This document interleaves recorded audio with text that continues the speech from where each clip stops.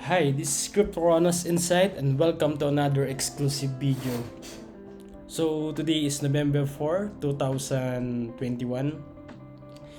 And before we start, disclaimer, no financial advice here, only crypto analysis. So let's begin. Ayan, nagkaroon ng correction dito last night. So currently ang price ng Bitcoin ngayon is almost 53,000. So nakita na natin yan sa mga previous video natin because of this pattern and rising wedge. Okay, at the same time we have support on this area and ito dito, and bumabalik at bumabalik talaga siya because of this, na reject siya dito sa area na to, yung resistance natin. Okay, and at the same time guys, konting idea. So bakit ba nagkaroon pa ng correction? Because of this, nakikita natin dito sa gap, CME gap, and if you can see, yan, meron siyang pattern dito ako nakita. Okay, ito. So before we continue to the upside, kailangan siya ma-fill up eh. Ito, nung November 27, bigla siyang nag-pump and then yan, may gap siya dito sa area na to. Oh, yan. Itong area na to from 56,000 to and almost 53. And ngayon nga is na-fill up na siya. Ayan. Ngayon, clone lang natin siya. And so nangyari dito guys is possible because of this gap, kaya siya nagkaroon ng dump. At the same time, ito descending triangle. So kung descending triangle yan from here to here sa 56,000 and then clone itong area na to. Ayan. So ito nga, tinamaan na siya. At the same time na fill up na rin yung gap. Okay, so yun nakikita natin mga possibilities kaya siya nagkaroon ng pagbaba. Pero I'm still bullish on Bitcoin because yan nga, nag-hold siya dito sa ating support level sa higher time frame. Ito. Ayan. At consider na pagka ganyan is big potential na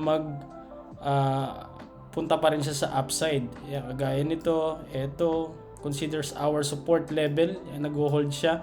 And oversold na rin dito sa ating RSI CCI indicators. Okay.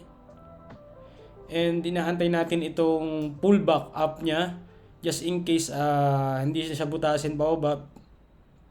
Okay, ito yung area na possible. Ito number 1, which is 80,000 USD. Pero just in case na bumaba naman to, is looking for support level itong area na to, which is pagka binutas, ito yung possible na puntahan guys sa 40,000 USD. Okay, so yun yung nakikita natin sa Bitcoin market. So trade safely. Okay, then next update din natin guys yung Ethereum. Ethereum guys, nakikita natin dito possible if ever butasin naman itong ating support level. Ayan nga. So naglalaro na siya dito sa our support level. And then next support is ito. Dito siguro sa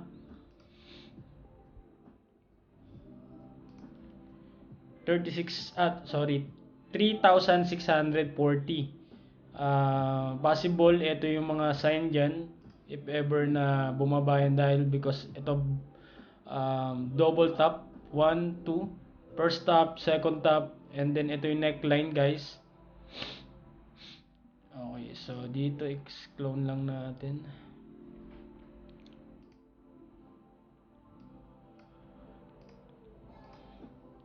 Okay, so pag ginalaw natin yan guys,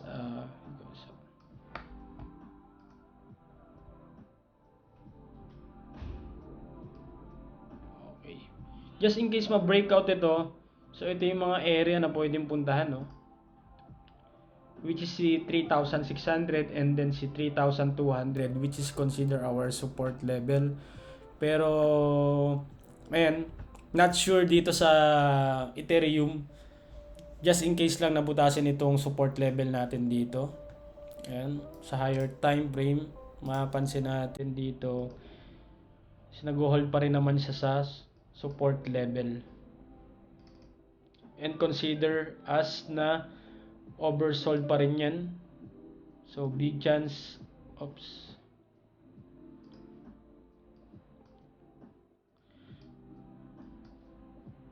okay. So dito guys, etong area na to,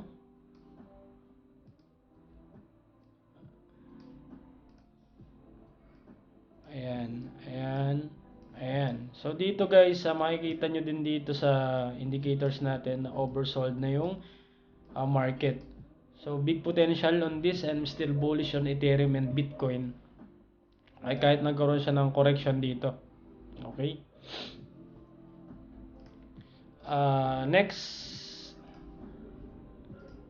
Next is Cardano. Ayan, nakita natin dito na meron nga siyang channel, and at the same time ito yung mga resistance level niya, si 1.759, and then ito si 1.9, and then ito nga na-reject siya dito guys sa unang resistance, and then bumalik siya dito sa support. But I'm still bullish on Cardano din, because yan, nag-hold nga rin siya sa support level natin, which is si 1.5 USD. Okay. Alright. Then, ano pa ba nakikita natin dito sa Cardano? Ayan nga guys, ito, nabutas yung ating channel dito, and consider na pwede umakyat doon sa first resistance natin, kaya nangyayari din. And na-reject back to our support. Okay, and dagdag ko nga pala guys dito guys, sa Bitcoin, ang maganda dito guys kay Bitcoin is nag-hold na siya sa 200 moving average natin. Ito. And kung mapansin nyo, kung mag-materialize talaga tong zigzag pattern, which is ito,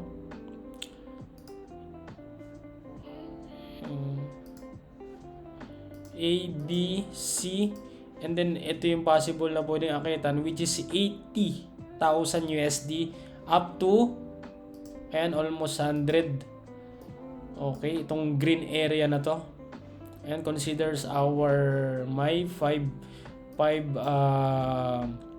last wave ng Elliott impulse pattern.